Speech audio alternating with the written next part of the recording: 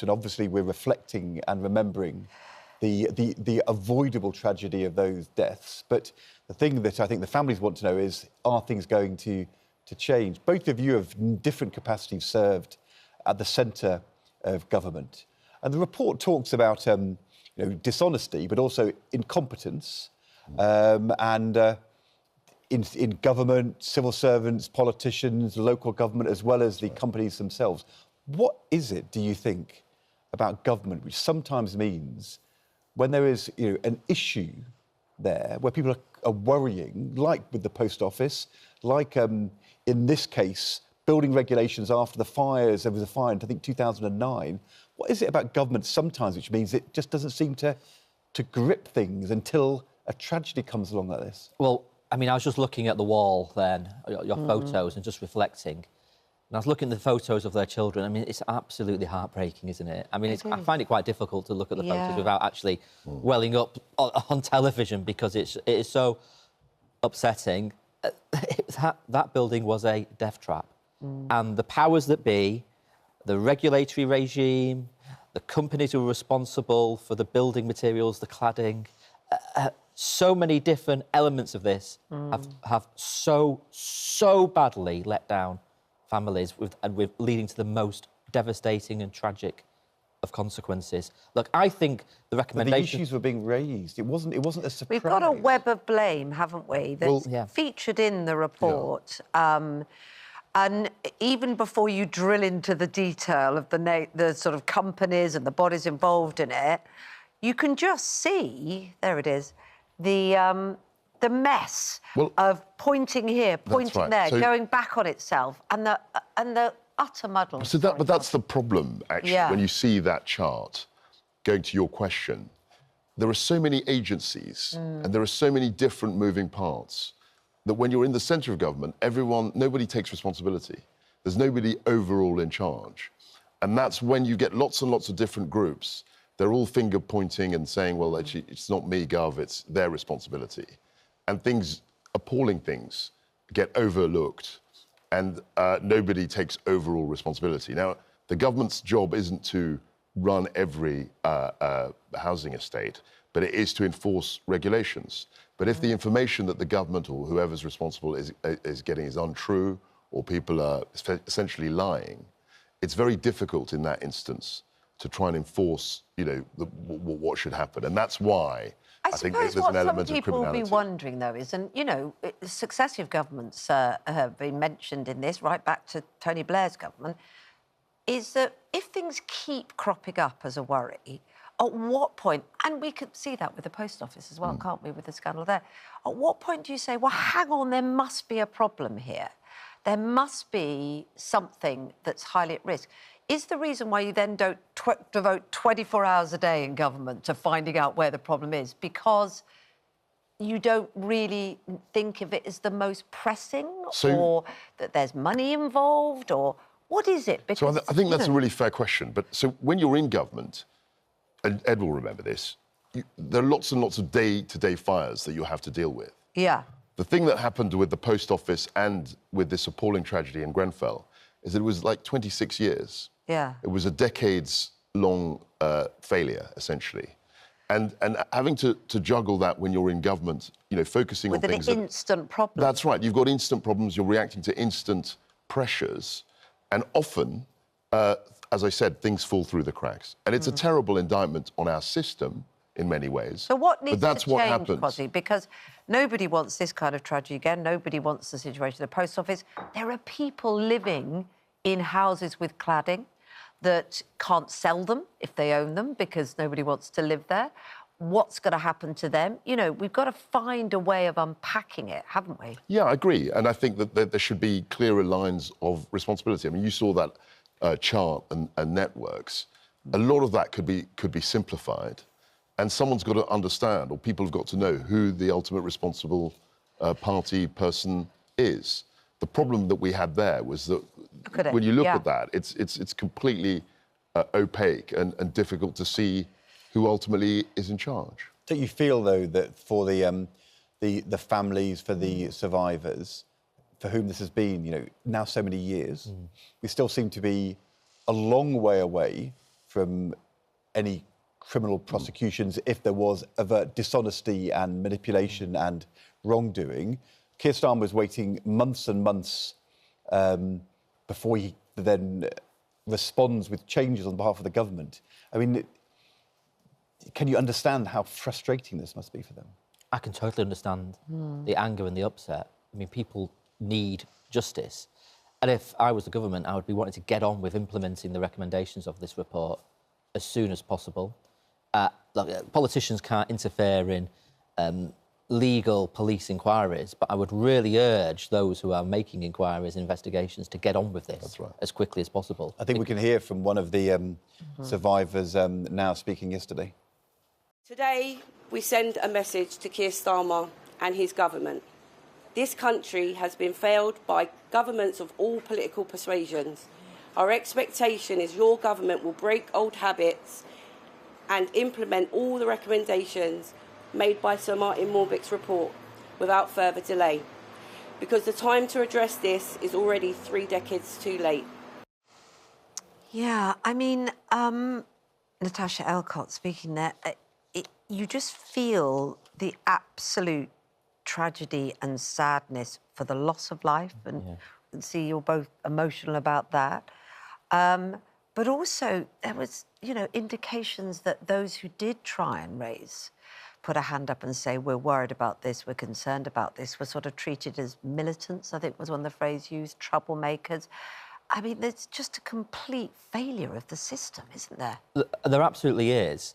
And just stepping back from the awful tragedy of Grenfell, I mean, how many times now are we going to deal with something where people have raised concerns, they've said something isn't working, whether it's a computer system in the post office or something that's gone wrong in the NHS. I used to be the Shadow Health Secretary for the Labour Party. There's always things that go wrong in the NHS and people speak out. How many times are we going to be in a situation where people who speak out and raise concerns are dismissed, are seen as trouble causers, are seen as sort of moaners who not to be taken seriously, and then months, years later, things go wrong and we have an inquiry and we're back to square one with people saying, why was it never resolved? The system is not responding to people's legitimate concerns and grievances. It's actually dismissive. And one of the problems with Grenfell as well as the way in which these companies have behaved, was the whole atmosphere of we want to deregulate, we want to strip away red tape. And when, look, there obviously is red tape in the system and we want businesses to flourish, but sometimes health and safety red tape is there for a very good reason. I think what you said about whistleblowers is really important. There's a story in the paper today, isn't there, Kwasi, about agency nurses feeling that they can't speak up because very often they're not on formal contracts in the way that other nurses are, and they come in when numbers are short, so they feel like everything's very stretched anyway. And you just think, well, gosh, there's a problem there, you know, that they're worried about patient safety. Sorry, what I think people should feel is that their legitimate concerns should be listened to and they should be able to raise them. And that's why I think the culture of, you know, listening to whistleblowers, allowing people to speak their mind, having a culture of openness is really important in institutions. And the problem that governments of all descriptions have had is that very often people, as you say, aren't listened to because there's a huge machine, there's a huge bureaucratic machine. I think that was very much the case with the post office scandal. But also it's not just a bureaucratic machine, though, is it? It's vested interest. Well, I mean, I've encountered it in some areas of things that I've been dealing with where you're accused of causing trouble, and if you don't shut up, then it'll be worse off for you. And, you know, I'm lucky that I have a voice because of being on the telly. You would because of being in Parliament or other ways. But most people don't, and they're very scared of it. And I just feel like we've got to a place where people can't speak up. So that's really the individual against a huge organisation, and I use the word bureaucratic loosely. Yes, I mean, it's not just about civil servants. It's about offices. It's about hierarchy. It's about being able to speak the truth to power. All of those things. Definitely. And that's deeply embedded in the culture. And as I say, I think, as you said, I think it needs to be addressed. Well, we can speak some truth to power in this programme because we're going to be talking to one of the family members of who lost loved ones in the Grenfell tragedy, Susanna Reid, and then we're going to be putting those points to Angela Rayner, who's in charge of implementing the inquiry later in the programme. Shall we turn to Prime Minister's questions? Second time that Rishi Sunak, the former Prime Minister, now leader of the opposition, asking questions to Keir Starmer. And all this week on this programme, every day, we have had a huge response from our viewers about the withdrawal of the winter fuel allowance. It's rare to see Andrew Pearce and Kevin Maguire united passionately on an issue. This is what Rishi Sunak said to Keir Starmer in the House of Commons yesterday. He has chosen to take the winter fuel allowance away from low-income pensioners and give that money to certain unionised workforces in inflation-busting pay rises. So can I just ask the Prime Minister, why did he choose train drivers over Britain's vulnerable pensioners? This government was elected to clear up the mess left by the party opposition. Our first job was to audit the books. And what we found was a £22 billion black hole. So let's accept, Jonathan, that there was a hole in the finances. I mean, we can debate how big it is. Was it 22 billion? But, you know, there was a hole. Everyone knew about it. Yeah, and action had to be taken. So let's put that to one side. Just on this particular issue, the decision made about who should pay, who should lose something in order to start to close this black hole. It wasn't people on the highest incomes or on middle incomes. Lower income pensioners are losing the winter allowance. And isn't that the thing which people find hard to understand? A Labour government choosing, when there's a black hole, to say, not that those with the broader shoulders should pay, but pensioners on £12,000 a year. Well, look, if there was a government minister, a cabinet minister sat here, and I'm not a cabinet minister, unfortunately, because the people of Leicester South you don't have to defend it. You can tell us what you think. You can tell us exactly. But if I can, let me try and explain it as I understand it for the viewers. The government feel that they've inherited a burning skip in the public finances. OK, we understand. Right? Yeah, that's OK. Now, the second thing is, you'll remember, Ed, because you were there and I was a young researcher helping out behind the scenes at the time, when the Labour government introduced the winter fuel allowance, the state pension only went up in line with prices. And because it was the 1990s and the 2000s, it was a period of low inflation. So that meant in some years the state pension only went up by small amounts. So the government at the time, Gordon Brown, decided that because the pension is only going up by a little bit every year, will help pensioners at Christmas with the winter fuel payment.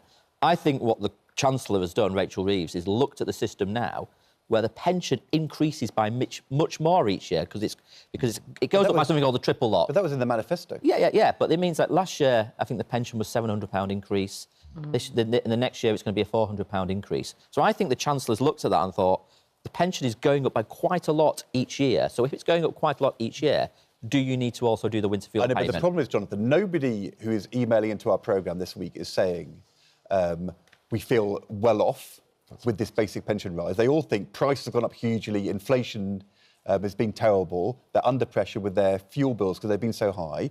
They know that in the manifesto there was a commitment to keep the triple lock, and then they suddenly find out that they or their loved ones on low incomes, in poverty, are losing £200, and they don't understand why a Labour government would do that. Well, and I mean, because there was a range of choices you could have made. That's right. Why choose this group?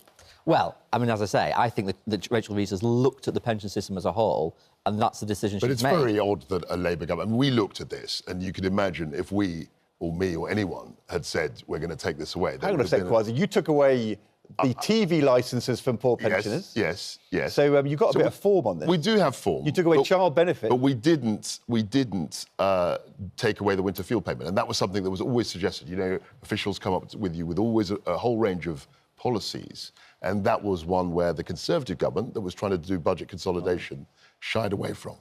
So just to be balanced, I think it's an incredibly bold move that Rachel Reeves has done.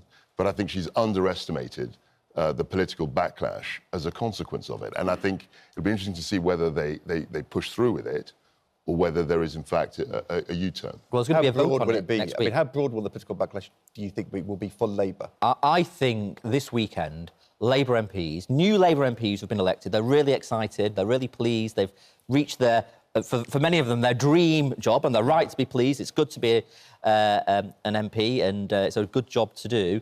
they're going to be getting tons and tons of emails it's a this weekend. issue, isn't it? Oh, absolutely. This is coming up on the doorstep, as it were. It's coming up in MPs' inboxes. You don't really have a mailbag anymore as an MP, but it's all by email. They'll be getting hundreds of emails this weekend. And there's going to be a vote next week.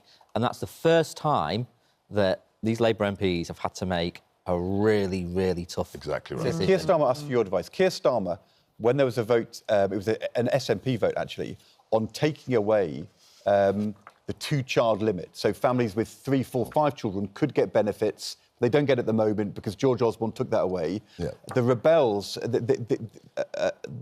the Labour rebels who voted for that with the SNP were told they were no longer Labour MPs for the next 6 months. If you're advising Keir Starmer, if somebody rebels next week and doesn't vote for the government's motion on the winter allowance, do you think consistently you have to say you're no longer a Labour MP? Well, I think it's a slightly different scenario because, remember, that was on something called the King's Speech, which is the government's programme based on its manifesto. And if a government loses its King's Speech in Parliament, the government, by convention, falls. So you would not advise him to take the whip away next week? So I think that because it was something called the King's Speech, it was a different type of parliamentary moment. I mean, basically. Look, I think the problem is that you've got a whole bunch... Because they've got a huge majority. So in order for the government to lose, you need about 80 or 90 rebels to vote against the government. I think that's unlikely.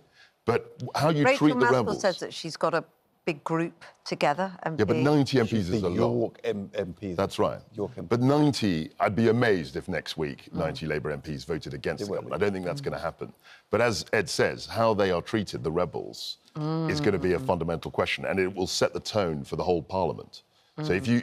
And that's always the tricky thing. So you've now become a great champion of universal benefits, have you, Kwasi? No, I'm not. I'm just saying... In a radical U-turn, you suddenly decided to defend the welfare state. No, but I like bits of the welfare state. So this is one that you definitely think should stay? Well, we looked at it and we never went there. The reason you didn't take it away, David Cameron said, the reason you didn't take it away was because you'd get so attacked by Labour. Yeah. That's politics, and it wasn't because you believed it in principle. No, and also the point you made at the beginning is right.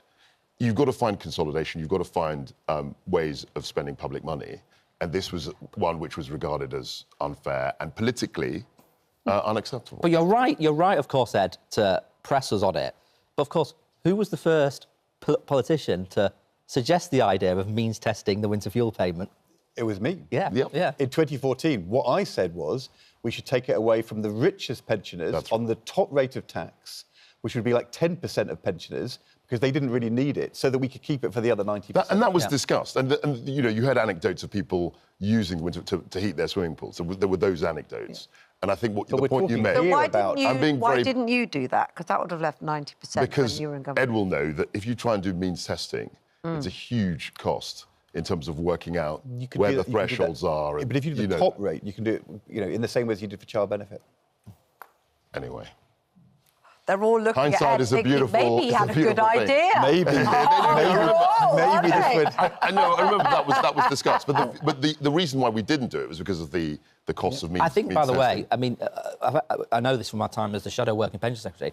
One of the reasons why you can't do some of this is because the computer system are just so old. They won't allow you to do this. I mean, that sounds bonkers, but it's true. Some of the IT that and also they're different IT systems. Yeah. So the DWP, there were like 3 different IT systems, that weren't coordinated. Yeah. So what you can do is you can pay it to everybody and then withdraw it from some. Yeah. What's hard to do is just to decide to pay it to some. Exactly right. Exactly right. Crikey. Should we talk dancing? We should. Because I know you love that as well, Ed. It's all about you this morning, isn't it? We're speaking to Angela Rayner a bit later on in the show. We haven't talked to her since she was spotted looking very cool in Ibiza in a red dress that she also wore to the office earlier in the day, didn't she, with a DJ? She chaired a meeting in her department in the afternoon. I think we can see that picture as well, can we? But getting down and partying in Ibiza. So, I mean, I assume she's rather pleased with this.